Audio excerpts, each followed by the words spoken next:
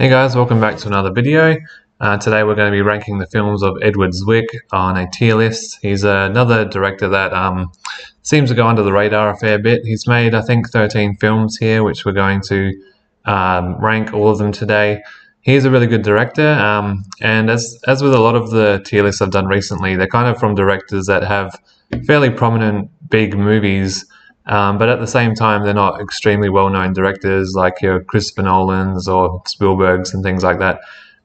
So I do like to cover a lot of those kind of directors because I still think, even with smaller filmographies and probably a lesser-known name, they still have a lot of great films to their names. And this is one of those directors as well. He's got a couple of films that I really love, and a handful that are quite good as well. So I just saw his film Leaving Normal a couple of days ago. So we're going to, hang on a minute, if we can change it to landscape might be better. Yep. So I saw Leaving Normal a couple of days ago, and that was the last one I had to see in his filmography, so now I can rank all of them. He hasn't made a film since 2018, so hopefully he'll be back with one. But let's just kick off with Defiance. So none of these are in order, by the way, but Defiance is one of my top 3 films by this director, and I think it's probably his one that's most underrated in my opinion. For me, it's an A-tier film. It's a really good movie, great performances, especially the lead, Daniel Craig, in a more lesser-known film. Like, no one seems to talk about this one as much.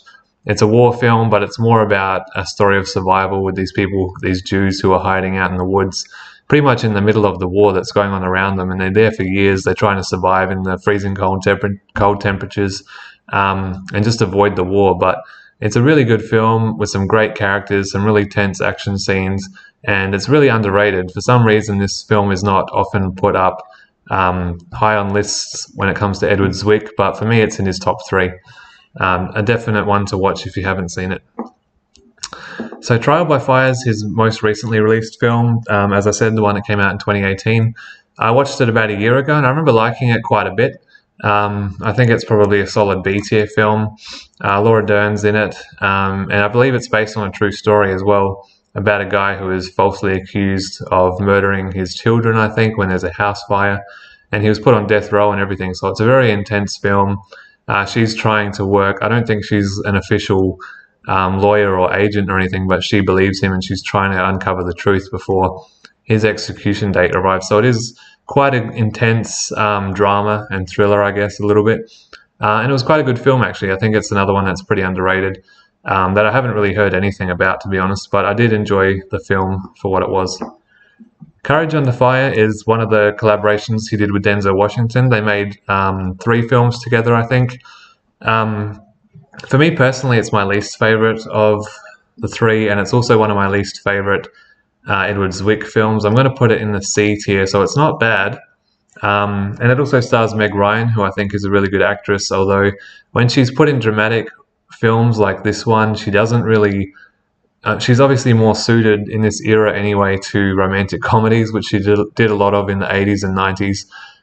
But when she branched out occasionally into a film that was a bit more dramatic, she just kind of seemed out of place to me. And it felt that way in this film, as well as in... I mentioned her a few videos ago when I reviewed Taylor Hackford's films when she was in Proof of Life. It kind of felt that way to me as well. But the film was okay, like it was watchable. Denzel's always great. He's a fantastic actor. I'd probably like to do a tier list on his films one day, because I am kind of slowly working my way through his filmography as well.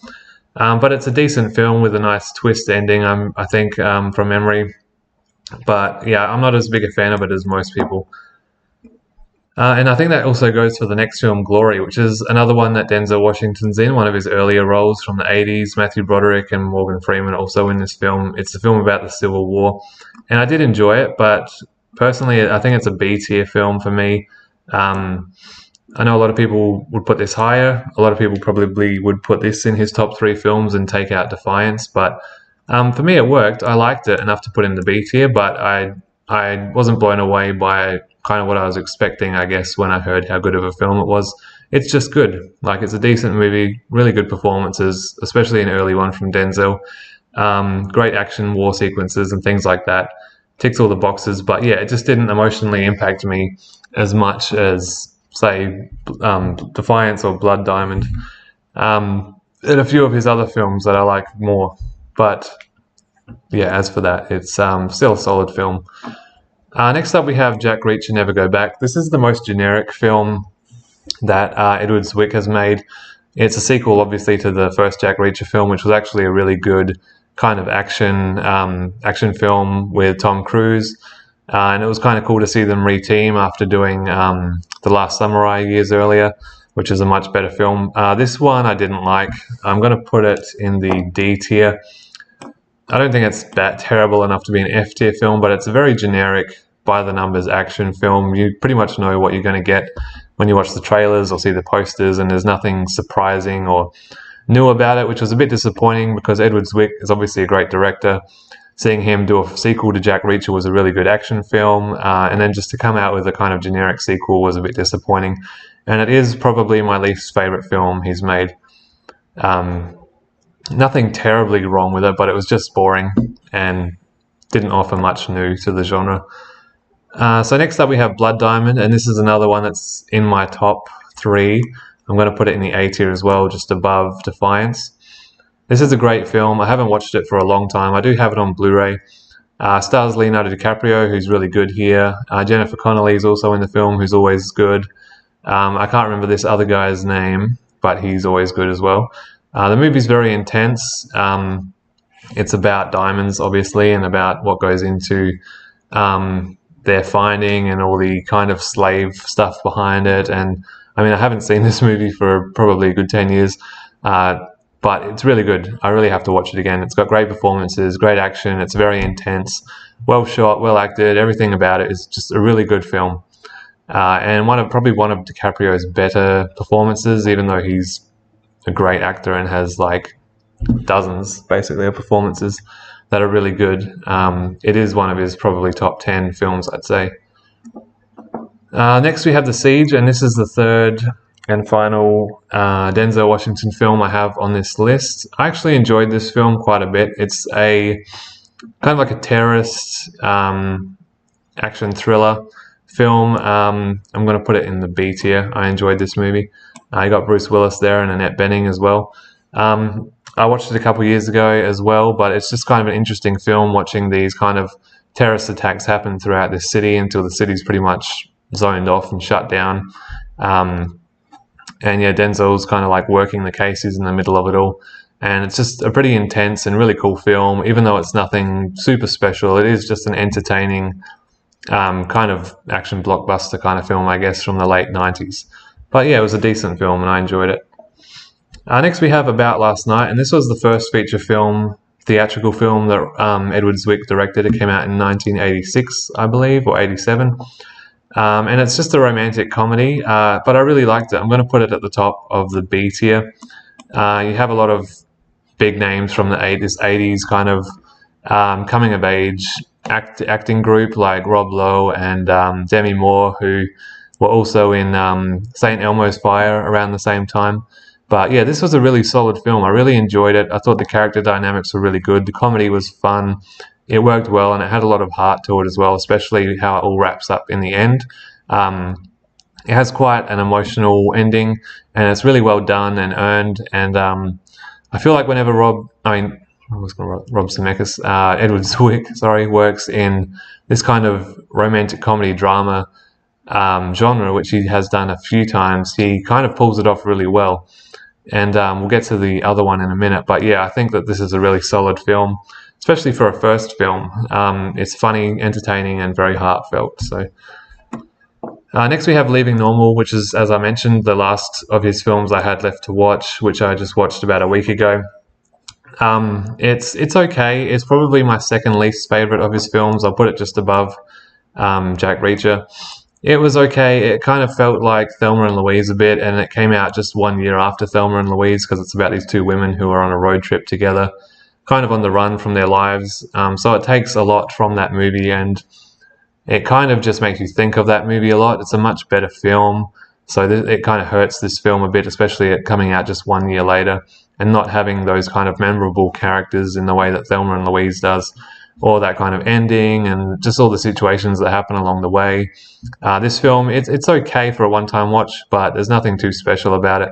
It's just like a kind of like a light-hearted drama, a little bit of comedy in there, but nothing that unique. So next up we have Legends of the Fall. This is a big, sweeping, epic, melodramatic film. It's pretty good. I'm going to put this one at the top of the B tier. It stars Brad Pitt and Anthony Hopkins.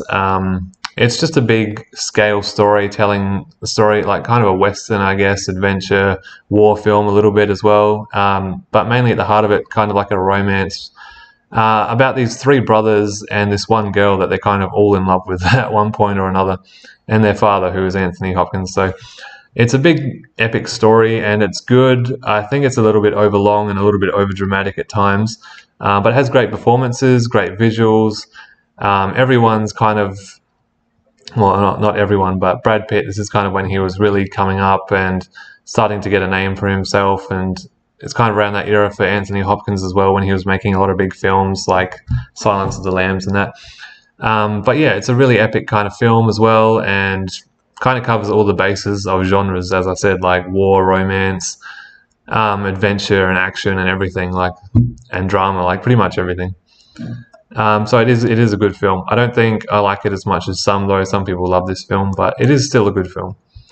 Next we have Love and Other Drugs. So like About Last Night, this is another kind of romantic comedy drama film, but with more going on beneath it than it looks like. It looks, from the outside, it just looks like a pretty simple rom-com, but you've got this underlying story of a person who's dying slowly and has this disease, and they don't want to bring the other person into their relationship or into their life too deeply, because they don't want them to become like dependent on them and to be carer for them and all that in the end. So it kind of has this face of being a typical romantic comedy, but it actually goes deeper than that, which is pretty cool.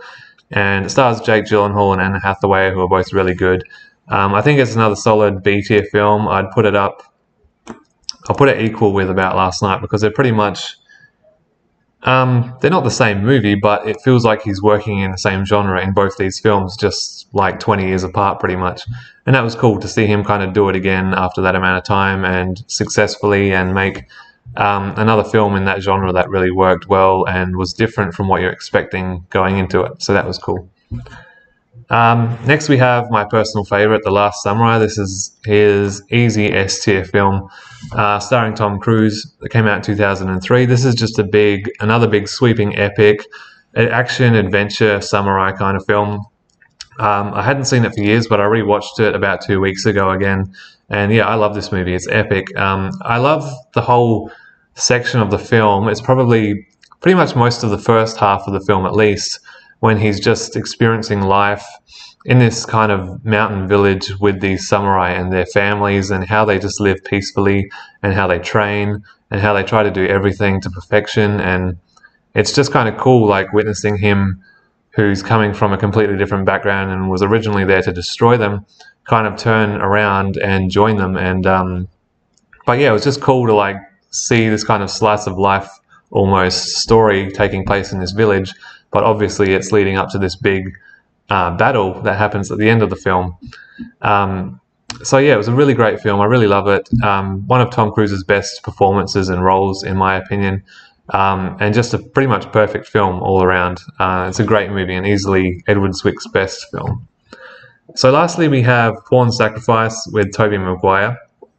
I watched this movie about 2 or 3 years ago, and I believe it's a true story as well, based on a chess prodigy who's pretty much losing his mind at the same time, but he's doing competitions, and I believe it's taking place during some sort of war. I can't really remember too much about it. I remember thinking it was good though, but not great, so I'll put it at the bottom of the B tier, because I do remember liking it, thinking it had great performances. Liev Schreiber's also in the film, and he was good too. I remember liking the film, but I cannot remember too much about it, to be honest, but it was a decent film. So obviously a very heavy B tier in this list today, which seems to usually be the case, to be honest. But so he's a good director. Obviously these top 3 films here, they're my favourites. They're the 3 that I have on Blu-ray, and the ones that I would return to more often. I enjoyed the whole B tier, but these bottom 3 films I wasn't huge on. But yeah, he's a good director. As I said, he's only made these 13 films so far. It would be good to see him kind of come back and do something new. I believe he's been working in TV a lot as well, doing TV episodes and shows and series and things like that. But yeah, for now, this is his filmography. So let me know what you thought of the video. Please subscribe, and I'll see you in my next one. Bye.